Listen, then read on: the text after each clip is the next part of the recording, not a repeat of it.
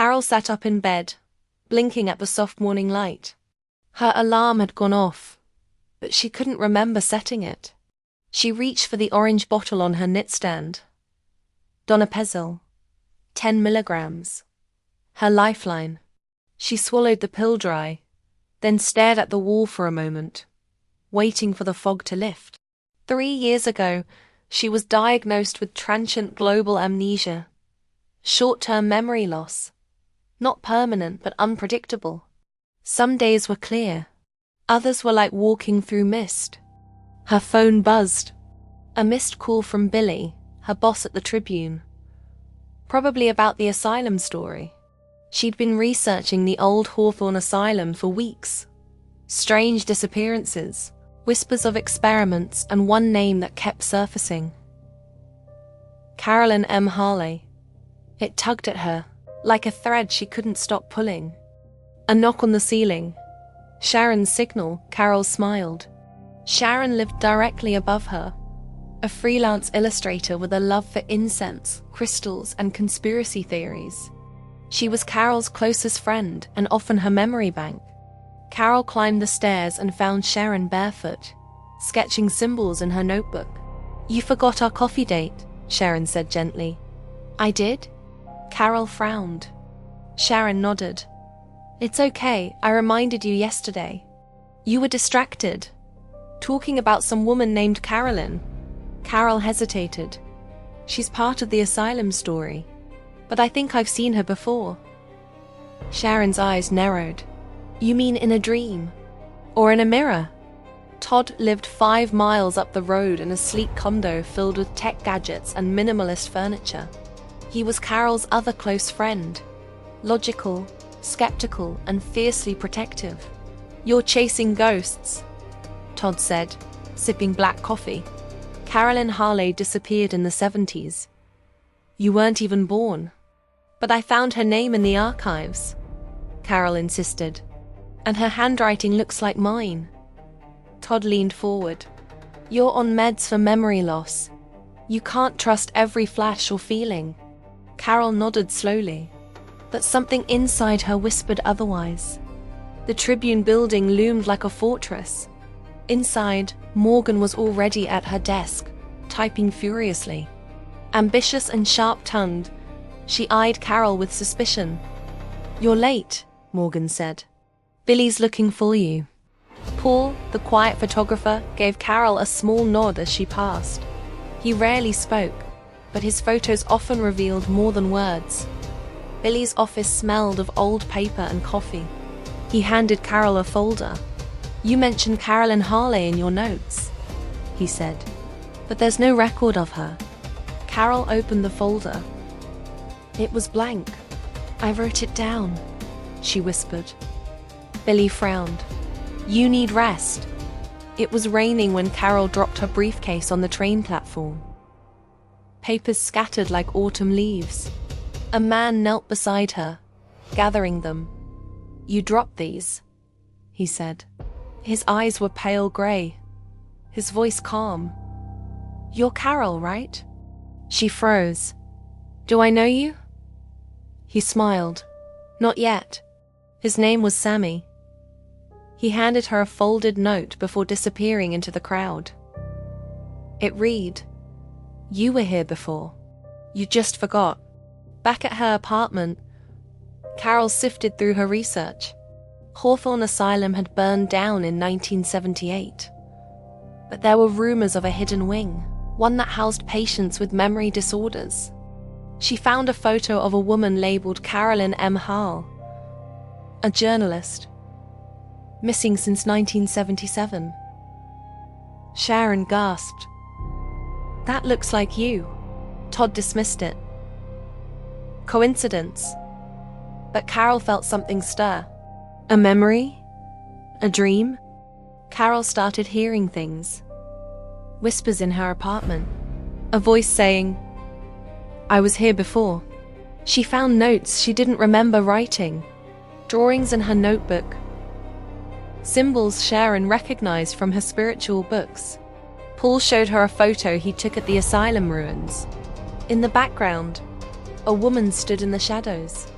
She looked like Carol. Carol found Sammy again, waiting at the train station. "You're close," he said. "But you have to remember." "Who are you?" she asked. "I worked at Hawthorne," he said. "I tried to stop what they were doing." "What did they do?" "They erased people, reprogrammed them. You were one of them." Carol returned to the asylum ruins.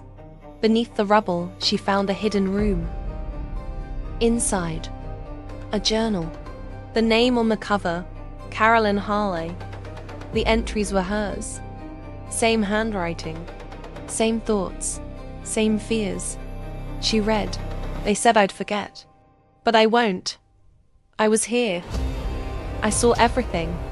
They can't erase me." Carol confronted Billy. "You knew," she said. "You were part of it." Billy's face hardened. "You were never supposed to remember. You helped them erase me. I saved you," he said. "You were broken." Carol stepped back. "No, I was silenced." Sharon performed a ritual, candles, salt, and symbols. "This will open your mind," she said. Carol saw flashes. A hospital bed, restraints, voices saying, "She's too close." Tod watched, skeptical but shaken. "You were Carolyn," Sharon whispered. "They gave you a new name, a new life." Carol stood at the ruins, journal in hand. The whispers were louder now. She remembered everything. She was Carolyn Hale. She had uncovered the truth. And now, she would tell the world. She returned to the Tribune and wrote the story. Morgan tried to stop her. Billy threatened her. But Paul published the photos. Sharon shared the symbols. Tod built the site. The truth spread. Carol's article was set to publish. But Morgan had other plans. She leaked a distorted version to a rival outlet, one that painted Carol as unstable, her memories as delusions. The headline read, "Reporter claims she's a missing woman from the 70s. Billy denied involvement, but Carol saw the smirk behind his concern. Paul confronted Morgan. "You don't know what you've done." Morgan shrugged. "I know what sells." Carol's credibility was unraveling. Again. Carol met Sammy at the train station once more. This time, he spoke slowly, deliberately. "My sister was a patient at Hawthorne," he said. "She had epilepsy. They said they could cure her. What happened?" "She disappeared. No records, no grave. Just gone." Carol's breath caught. "What was her name?" "Carolyn." Sharon found a journal tucked behind her bookshelf. Leather-bound, dusty and unfamiliar. "I didn't put this here," she said. Carol opened it. The handwriting was hers, but the entries were dated 1978, after Carolyn Hale's disappearance. "They moved me, changed my name. I remember the train, the pills, the man with grey eyes. Sammy." Carol received a letter, no return address. Inside, an invitation to a private meeting. She arrived at a dimly lit hall. 5 people sat at a long table. Former Hawthorne staff. One was Billy. "You were never supposed to remember," said a woman with trembling hands. "You erased me," Carol said. "We preserved you," Billy replied. "You were unraveling." Carol recorded everything. She didn't care if they saw. Tod called Carol late one night. "I forgot my own birthday," he said. "I've been having dreams. About restraints. About you." Carol's heart raced. "They're spreading it." Tod's voice cracked. "What if I was there too?" Paul developed a new roll of film. In every photo, even landscapes, the same symbol appeared. A spiral with 3 points. Sharon gasped. "It's a memory seal, ancient. Used to bind the soul." Carol traced it in her journal. Her hand moved on its own. Carol stopped taking donepezil. The memories flooded back, vivid, painful, surreal. She saw herself in a hospital gown. She saw Sammy crying. She saw Billy injecting something into her arm.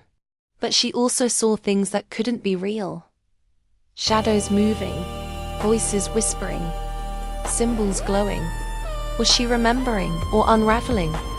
Carol wrote her final piece, a memoir titled I Was Here Before. It went viral. Readers were captivated. Some believed, others mocked. She sat in her apartment, watching the rain. The journal lay open.